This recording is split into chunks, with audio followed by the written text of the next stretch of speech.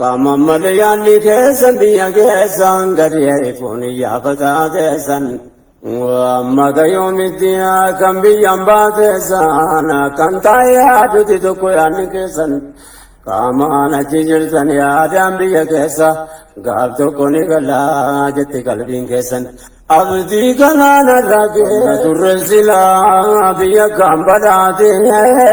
Nutuma wa mamu ko bangenya tate Duiti biya kenya yom takanu bate Ambatu foni sejire ratinyate Ummata kenya kan kabrum mandam abte Biya zarra bawon dirkamati tate Hojjeta biyyamba ita itikate Qaumi warradi araji nutti baabte Mirga sitti damne achiti nu filatte Shiraan biyyarraa nu baafte Waan jarra hojjetan garii qoranne Yaa Rabbi gargaarsa kee kadhanne Rabbi keenya si beeka waan nu rakkanne Dibdee keenya gamtaa dhuunfaan sitti manne Namni sittira kate waami damee namne walitti nu qabbe yaa ilaahi sheer waliin godhate hoyyama waan ajaa'iba wal dhageessifna yaa mawlaanaa tokkicha gindi hin qabne oowwitu sitti bakkanne yaa rabbi gargaarsa kee kadhanne Allah ya Maulana tokkicha gindi hin qabne sitti bakkanne yaa rabbi gargaarsa kee kadhanne ummata kana rabbumata raangaye kanarra godaane addunyaa wal gahe dibbiin keenya hedduun jajjaalutti gahe rorri isaan yoom kophaa jabeenyaan as gahe addunyaa qaroometuun irratti wal ta'e jecha kana beekaan irra deddeebi'e yoo sena qorannu jara tumna ta'eef waa hedduu qara'ee waa meeqa dhaga'ee wanni akka nutti ta'e Afrikaa keessaa baay'anne yaa Rabbi gargaarsa kee kadhanne namaaf gala dubbiin yoo qorannoon taate godaansa booree fageenyarraa kaate Durayyuun Awurooppaa raajii nutti baafte Shira warri dhiyaanu keessaa nasaafte harka jaraa keessaa wanni taate diila nutti jaarte nurratti gargaarte toftaalee adda addaatiin gargar nu facaafte bineensi loonis kophaa deemtu nyaatte kanaaf abboomuun jabaate dhibbaan hammaate mormuutti nafne yaa Rabbi gargaarsa kee kadhanne Bu'urri godaansa gabrummaa waan ta'eef jarritti taabe addunyaarraa ka'e of ta'uu miti aduun rakkate taabuun hambifni didee har'a ga'e dhiiga gootamee gaatitti dhangala'e madda gabrummaarraa ka'e ilmaan biyyatti hambifne yaa Rabbi gargaarsa kee kadhanne Ajaja mormannuun dhiibbaan nu tammaate ragaan dubbii kana yoo sinii bitaate anuleef jalan kuwaana utuu afaan qabaate maal fa'aa nutti malaasa waan gubbaatti taate lafi abbootii keenya kan bineensi nyaate achiin booda godaansee dhuunfaa keenya taate of ta'uun nurraa fagaate miidhama abbootii keenya laalanne yaa Rabbi gargaarsa kee kadhanne Assalamu alaikum warahmatullahi wabarakatuh irra deebi'ee obboleeyyaa kiyya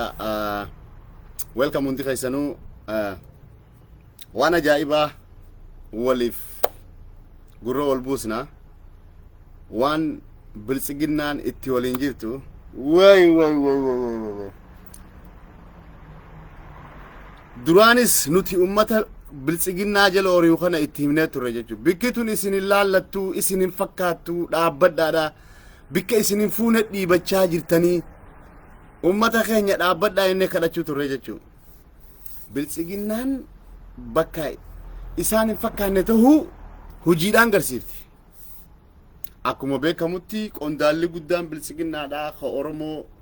Moraalii Oromoo caccabsuudhaa fi Oromoodhaan waan fadhe jechuudhaa fi Oromoo tana halkanii guyyaa sooshaal miidiyaa kana gubbaa fi miidiyaa adda addaa kana gubbatti moraalii Oromoo amatoota lameen dabreef daaraa godhu jiru biltsiginnichi keenya guddaan taayyee danda'a arra waan isa mudatee booyaa jiru ni agartanii jechuudha isiniin dhageessisa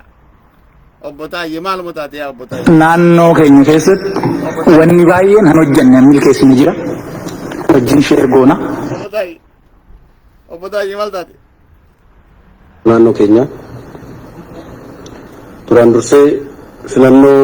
waliigala marsaa jaaffaa bara 2013 gaggeeffame Ajaa'ib duraalee birmadummaa biyya keenyaa sadarkaa olaanaan kabachiisuuf Taayyee feenaa maal isa uummata akkana kanaa kan nuuf fidan Taayyee barbaanna nuti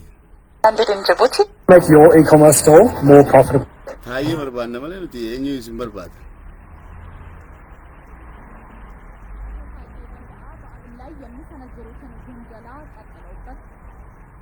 Taayyee maal mutaate Taayyee barbaanna dhaabbadha Taayyeen isin dhageessa dhaabbadha jira keenya yaa Taayyee danda'a areetu hangaasaa miskiinticha nagayaan bikka jirutti dachi xaragatullee galchitee akkana goote dalagaa teemu ni nyaattaa'us foon ni nyaattaa way obbo Taayyee way xaayitu Taayyee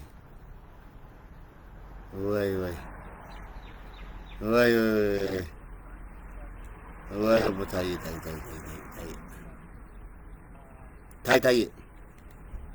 dubbilaa utuute Taayyee siin jedhe caffeen qafa yaa'ee akka ta'aniif dhiyaatan kun gahumsaan maal fakkaatu ka jedhu gaafiin qabu jalqaba irratti paartiidha ka dhiyeesse jedhamee jira an koree hooggansa paartii keessaa nama tokko dubbii kanaan hin dhageenye warri godina irraa dhufanii itti mari'atanuu akka jiru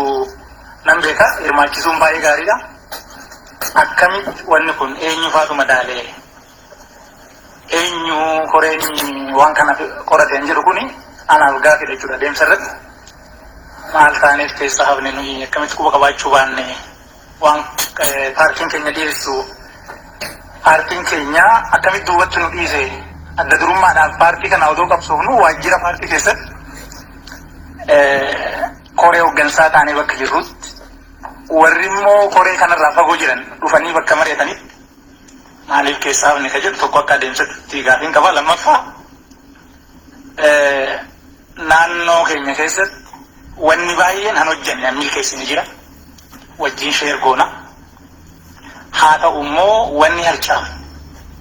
wanni ammas uummata keenyatti rakkoo ta'e dhibee ta'e ibidda ta'e baay'eetu jira jechuudha maddi rakkoo kanaa akkaataan caffeen keenya itti gaafatamummaa qaama raawwachiiftu itti ilaalaa turetu rakkoo dheedee namana jechuudha kanaaf caffee kanatti namni afyaa'ii ta'uu qabu nama muuxannoodhaanis gahumsaanis waan kana madaalu beekamu ta'uu sirrii ammoo inni an dhiyaatan kun kabajamtuu adde Sa'aadaanis kabajamaa obbo Eeliyaas Ummataatis bakka jiranitti waan baay'ee akka hojjetan gatii baay'ee akka kaffalan nan beeka garuu immoo seektara yoo ganniin beekan jechuudha Oromiyaan bal'aadha biyya caffeen kun immoo dhimmoota Oromiyaa keessatti miti Itoophiyaa keessa socho'aniiru bakka ijoodha jedhee waan yaaduuf toora kanatti ga'umsa qaban jedhee waan hin amanneef kanuma kaasuuf jechuudha ulfaadha. Ilmaan Oromoodha.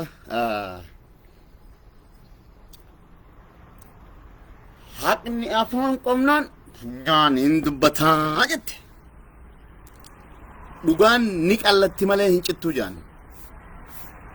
Biltsiginnaan wal boochisuun, biltsiginnaan wal ari'uun, biltsiginnaan hallayyaa wal naquun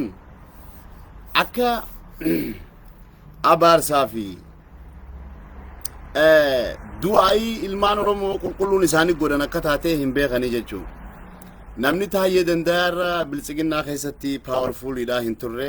haa afaansaa akka afaan harree kanachi gubbaan dubbanuu ture ni beektan. Arraan tana kun obbooyuu jiraa jechuudha. osoon an jiru akkami bikatana akkanaaf iddanii jeebooyu jiraa jechuu obbo Taayyeen biyyaaf qabsaa'e moo obbo Taayyeen garaaf qabsaa'e asitti adda baaftanii jechuun arraan tana wanni nu mul'isu wanni isaan godhan kun wanni nutti mul'isu mootummaan Abiyyi Ahmad namni takka bikka jiru sanitti akka waan takkallee paawara hin qabne akka gaggeeffamuu taa'u guyyarraan san nama agarsiisa yaa warra biltsiginnaa jala fiidan yaa warra biltsiginnaadhaaf handaqa taatan yaa warra garaa keessan jala deemu yaa warra lubbuu rabbiin sooru tanaa jecha bolola ija dhiibdanii biltsiginnatti galtan ilmaan Oromoo qulqulluu dhiiga ganna qabu osoo jaallaaltanii gartanii rabbiin dubbii Taayyeen ta'e tana isin agarsiisu irraa isin barachiisu silaahuu namni garaan dura dhalate ijjisaa haqana gartu rabbi haqa isin agarsiisu wanni isiniin jennu takka hin jirtu sanuma isinii goona walaakin qarraqii ilmaan Oromoo irra jettan waan biraa takka isiniin jennu deebisaan tanaanuu nu markattan akkanumatti teessan gadi teessan wiliillee gaduma namni dhiiga ilmaan Oromoo gannaqee dhiiga ilmaan Oromoo gubbatti garaa isaa guuttachuu fadhu arraas boruus tima garaa guuttata malee osoo dhiiga ilmaan Oromoo gubbaa tarkaanfatuu garaan isaa hin guutamuuf tima garaa guuttattan wanni isin garsiisu guddaan ammallee Taayyee Danda'a afaan kaayoo qabaachuu turan kaayoon isaan qabaachuu turan biyya tana nutiitu gartee yeroo dheertuudhaaf bulchaa jaanii kaayoo qabaachuu turan tanaaf hirmaannaa muudama biltsiginnaan kalee walii hirte kanama 32f kannamee sanirratti Taayyeen keessaa if dhabuudhaaf an akkamittiin keessaa hafa hogganaa dhaabaa guddaa tahee akkamiin wanni akkanaa ta'uu danda'a warra ganda keessattuu hin beekamne hawaan takka bulcheen beeyne hawaan takka geggeesseen beeyne hogguu bikka tana fidan wanni kun waan ta'uu hin dandeenye ani Taayyeen osoo hin jiru jechuudha agarsiisaa jechuun biltsiginnaa walikkaate hinaaffaadhaan daaraa wal goote akkuma beekamutti muudama nama 32 kalee waamuun muudanii aangoo kijibaa jechuun aangoo san keessaa warri harka mirgaa nama 9 isinii gala jechuun warri dubbiin keessaa galtuuf warri harka mirgaa nama 9 namni 22 baalaansis waliin godhu hedduu adda fagoodha keessattuu warri harka mirgaa warri bikka san dhadhaabachuu jirtan bikki san isin hin fuutu deebi'aa warra keessanitti Oromoo teessanii wajjin beelawa Oromoo teessanii wajjin quufa Oromoo teessanii wajjin jiraadha Oromoo teessanii wajjin du'a jiruun nama ifiitii wajjin tolti jiru duutii nama ifiitii wajjin du'anilleen akkuma shahidaati yaa jara keenya waan arraan tana biltsiginnaa wal godhu jirtu kana laaltanii gartanii warri biltsiginnaa hilaa hanga ammaan tanaa diriim godhu warreen biltsiginnaadhatti invite nama gootan warreen biltsiginnaadhatti arra yeroon tun dhuftee garaa guuttanneettanii olii gad oliitan as deebi'aa please silaa'uu numa beeyna numa deebitanii waan feene deeggaruu hin dandeenyu nuti Oromoo miti jettanii boru ni deebitan ni beeyna kottaa gizumaan waloofuu eegalte jalqaba milkeessaa miidhagaatu biyyaa baafate Taayyee maantana maal jechuudha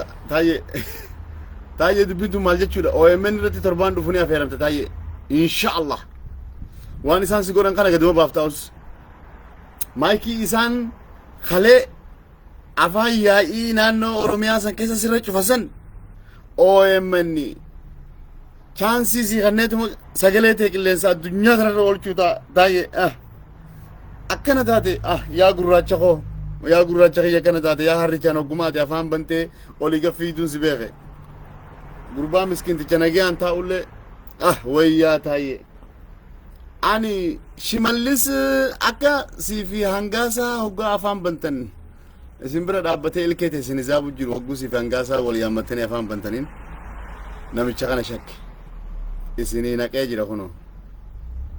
taayye kaan illeen ol deebi'a ati yoo karam deemta dandeettii akka milkeessaa miidhagaadha ilmaan adii itti barsiisu jiru tanallee hin qabdu yaa taayye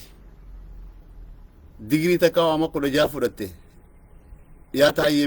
mee malli kee maaluma yaa warra taayye jala deemu warra abbaan isaanii taayyeedha taayyeen abbaa xaayyee ta'uu isin hin galle barsin dubbiin takkanaati ilmaan oromoodha wallahi namni gartee dhiiga ilmaan oromoo gannaqe hundi isaa booddeen akkanuma tuni jalqabaa beeka wal eegaltee jirti usmeen nukki jibeen anjaa gaafasan wal eegaltee jirti jalqaba ganaa wal bittinneessiti warri bakka gurguddaa quba qabanis tokko ka maqaa dhooni nagarre nuti jarri ifumaa fachuu wal keeysee abbaa tokkollee gaggeessu deemti saniif yeroon tokkummaadhaan jidduu seenanii waliin dhawanii tanneen ifiifuu wal fixxee biyya